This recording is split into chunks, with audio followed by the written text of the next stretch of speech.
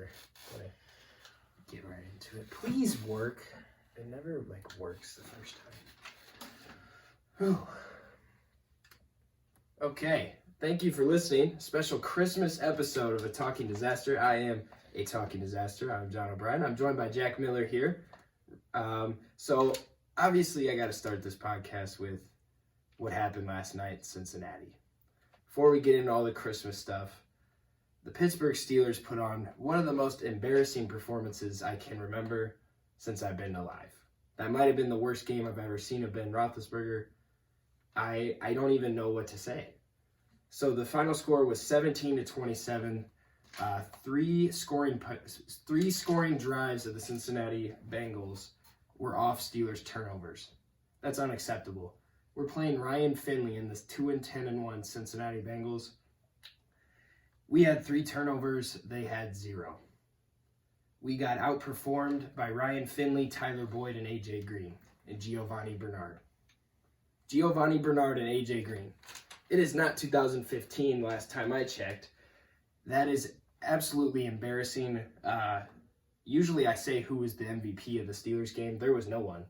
TJ wasn't there. Minka wasn't there. Hayward wasn't there. Roethlisberger sure wasn't there. Claypool made a couple plays, so did Deontay Johnson. They weren't good enough. Benny Snell, it seemed like every time we needed a good run from him, it just didn't happen. So I'm not going to say anything about him. And Roethlisberger and Juju were obviously the 2 biggest weak spots. My opinion on the Juju, on the logo thing, I don't care. I really don't, but it needs to stop. It needs to stop. There's no reason for it. It's so avoidable.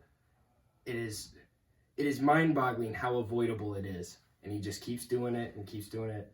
And now we're looked at as just a bunch of TikTokers. I was going to say, did you see, I saw some headline about how Tomlin talked to him about it or something. Yeah. But... So Tomlin said in a press conference today, I'm aware of it. I don't really care, but I'm going to talk to him about it. Yeah. So that is a good sign. I'm happy to hear that. So maybe it's just I get it. That's Juju's brand, right? Yeah. Just don't do it. Yeah, or just he only does it at the away games, right? So I was wrong when I told you that. He does it okay. at home games, which nobody cares when he does it at home. Yeah. But when you do it on an away game, some players will get upset about it, some won't. It might be disrespectful to some. I could see why it would be. Just the last thing we need right now is people just clowning us for more than what we already are doing. Yeah, and I see the whole dancing on the logo thing is how it can be seen disrespectful. Yeah.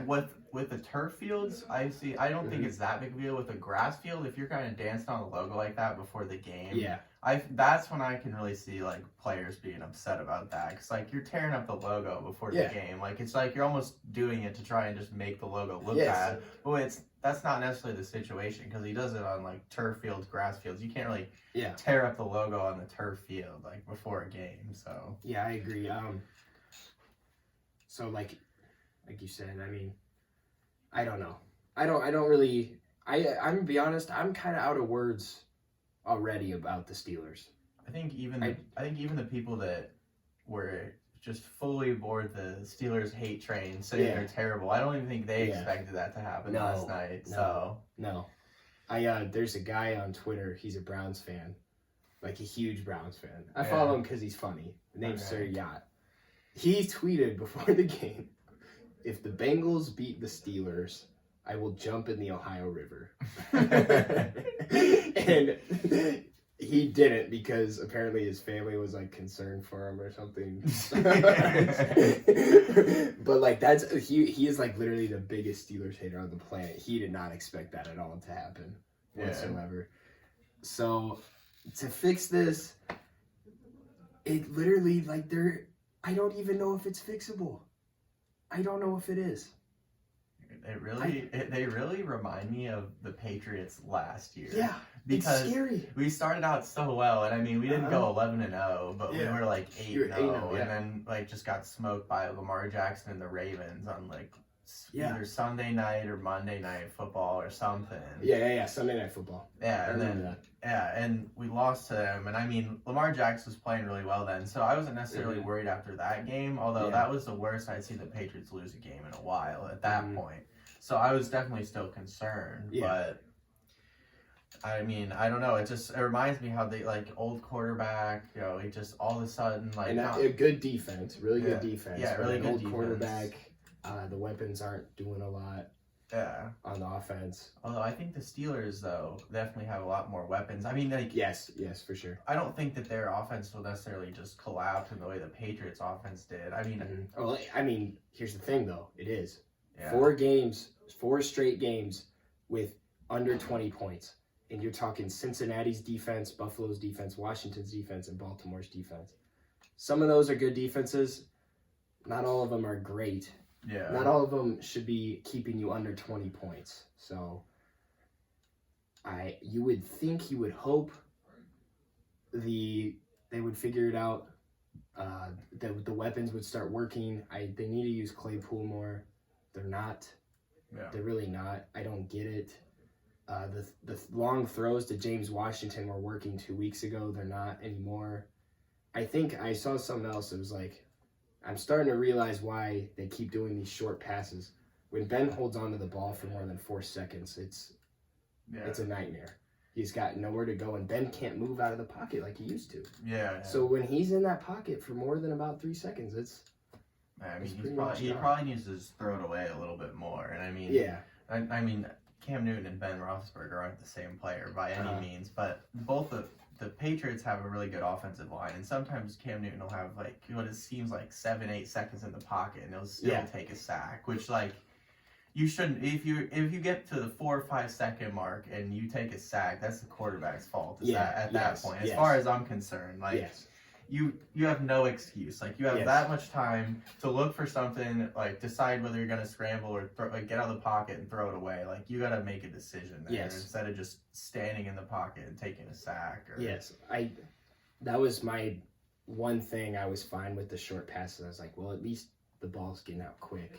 Yeah. And nothing that bad is happening, except they can't catch the ball. So they didn't drop. I don't think they dropped any passes last night. If you want to look for a positive, I don't think we dropped any passes last night.